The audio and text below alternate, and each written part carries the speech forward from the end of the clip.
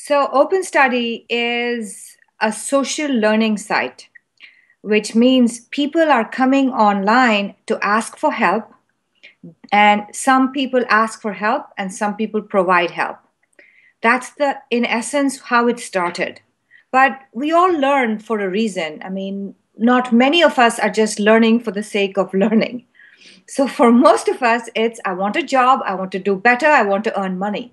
One thing that employers want to know that will help someone get into a better job is what are your soft skills? So, here when we say soft skills, employers say, can you work in a team? Can you be a good problem solver? Are you the kind of employee who is engaged with their job? So what we noticed was the data in Open Study, the data that's collected over day after day, about 30 different interactions, events like how many questions asked, all of that becomes a part which can report back to an employer. And so when we can make this analysis, we go back to the learner and say, look, here's where you are, take this to your employer. So that's what we're working on, a recognition of employable skills that learners on our system can take with them that will help them get their next job. E-learning is the way of the future. So I think public policy has to help um, raise the recognition that it's okay to do e-learning, and let's find e-learning solutions that work for high schools and colleges and everything in between. The problem with public policy is that it's a lot of it is being run by people who are a little out of touch with what's available right now. So we want public policy to be educated in the new ways of what's going on and to aggressively encourage parents, teachers to embrace it and to find ways for teachers who are existing to improve their skills or offer other services. So the learning community, the social community is free. It's completely free. Anybody can go online and ask any question. And that's our commitment to the Open Learning Initiative, Open Education. But we have to stay in business. So we charge for the certificate because making a certificate takes time. We have to do the analytics and everything. So we charge a very small amount. In the US, it's $30. But for every country, it would be different depending upon the GNP. Open education has been funded in the US and everywhere by foundations. That's been the only source of support. That can't last forever. So I think that the one thing that governments, policymakers, and foundations should do is to go find an open education provider, whether it's a for profit or a non-profit, and support them. So that's one.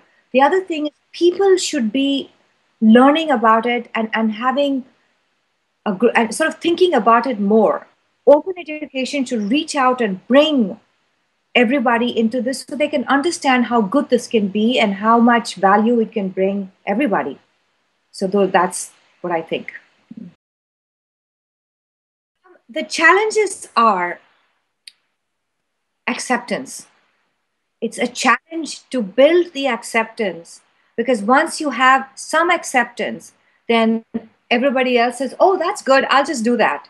So my open studies challenge at this moment is to be accepted as providing value. So we have two kinds of value. So we have to convince young people that if you get a certificate like this, it will get you a job. Two, we have to convince employers that if young people like you get the certificate, they are better employees. So you should give them a job. I think there always will be a room for good universities, good teachers, and good public schools. But it's like the top of the iceberg. What will happen as in any industries, it will shift, it will change. So I think what's going to change is that the users like yourself and your generation and younger, they're going to ask three things of education. They want it to be personalized. That is, I want to learn programming in my own way. So you will create a playlist that makes sense for you. Okay, so that's number one. Because of that, and the way you're going to do it is it's going to be social. Whatever it is, it's going to come, the knowledge is going to come not from one source, which is how it is now. You go to class, your teacher says, learn this, you're done.